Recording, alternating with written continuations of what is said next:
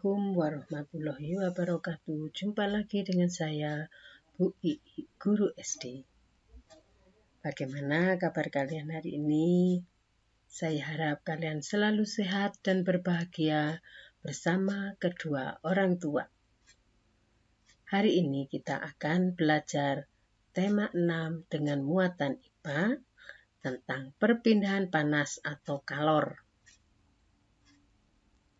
Prinsip perpindahan panas atau kalor adalah besar kalor yang dilepas sama dengan besar kalor yang diterima.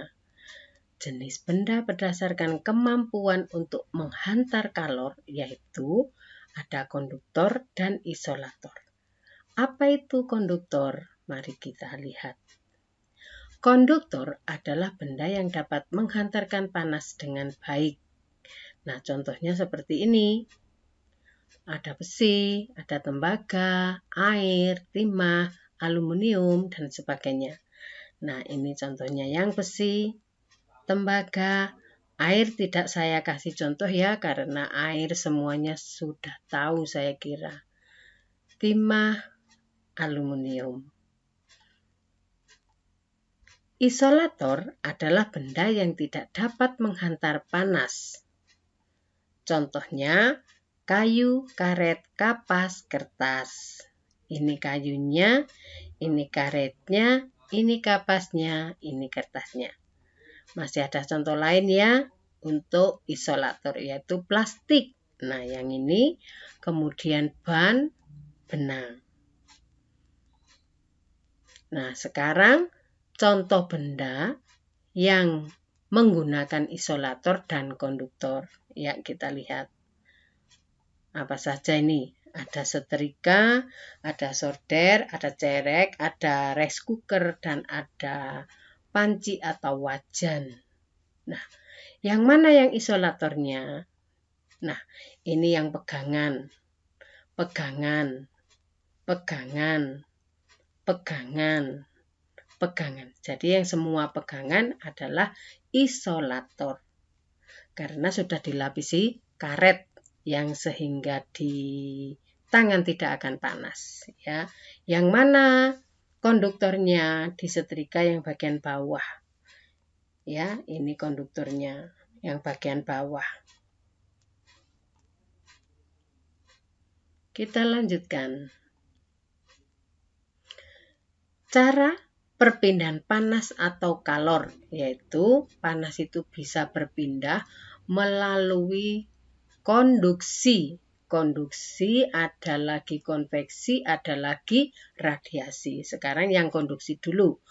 Konduksi atau hantaran yaitu perpindahan panas atau kalor melalui perantara tanpa diikuti perpindahan partikel zat perantaranya.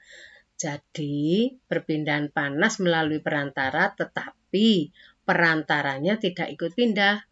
Kita lihat ya, ini diamati dengan seksama. Nah, ini contohnya besi. Besi sudah saya cat biru ya, ini besinya. Nah, besi dibakar ujungnya. Nah, ini kalau dibiarkan lama-kelamaan, panas yang ada di ujung besi ini akan merambat. Coba ya. Nah, ini panasnya akan merambat. Nah, kalau ini misalkan apinya dipadamkan atau dikecilkan, ini panas ini akan menurun. Juga berjalan. Nah, perpindahan panasnya yang berpindah tetapi besinya tidak. Nah, ini adalah cara perpindahan panas secara konduksi. Nah, sekarang secara konveksi. Apa itu perpindahan panas secara konveksi?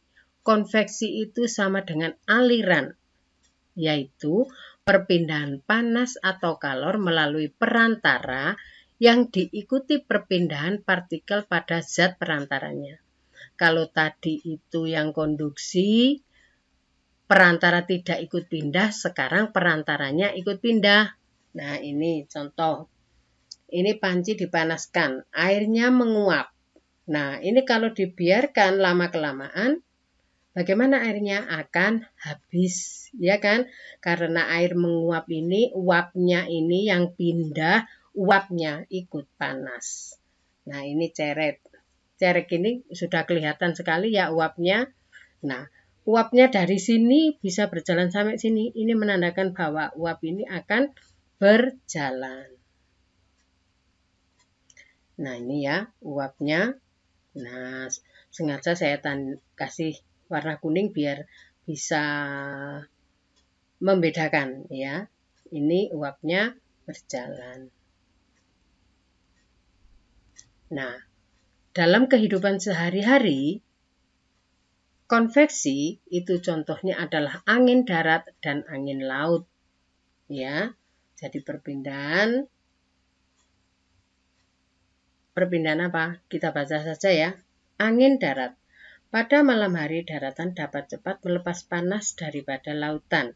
Akibatnya tekanan udara di daratan lebih tinggi dibandingkan di laut. Perbedaan tekanan udara ini yang menyebabkan udara bergerak dari darat ke laut. Sehingga dinamakan angin darat. Nah, angin darat dimanfaatkan nelayan untuk melaut. Sekarang kita baca angin laut. Pada siang hari, daratan lebih cepat menerima panas, sehingga udara menjadi panas, lalu memuai dan bertekanan lebih rendah daripada lautan. Perbedaan tekanan ini menyebabkan bertiupnya angin dari laut ke darat, sehingga disebut angin laut. Angin laut dimanfaatkan oleh nelayan untuk pulang melaut. Kita lanjut. Contoh pemanfaatan peristiwa konduksi dalam kehidupan sehari-hari. Ini ada seorang ibu yang sedang memasak ya. Nah, jika ini kompor dihidupkan, kemudian panci ini akan menjadi panas. Berarti panci panas ini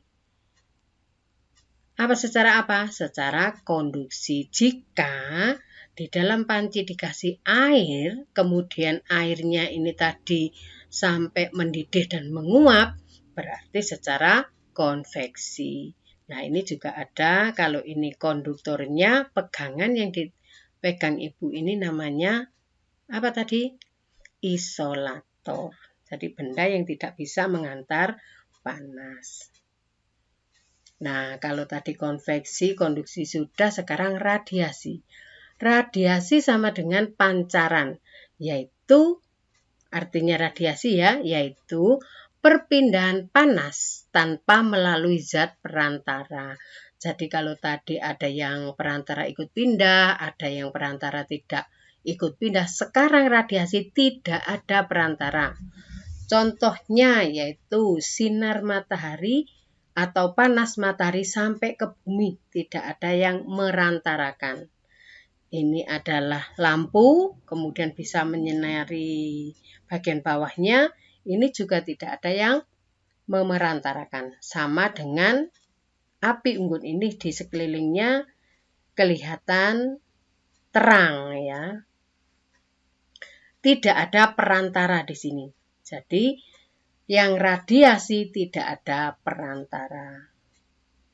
Nah, ini contohnya yang memanfaatkan radiasi ya dalam kehidupan sehari-hari. Ini api unggun anak pramuka bisa menjadi terang ya di sini. Kemudian ini jalan-jalan bisa diterangi dengan lampu malam. Kemudian ini anak belajar diterangi dengan lampu. Ada lagi pada siang hari yaitu orang menjemur ikan, gabah, jagung, pakaian itu memanfaatkan radiasi, yaitu perpindahan panas.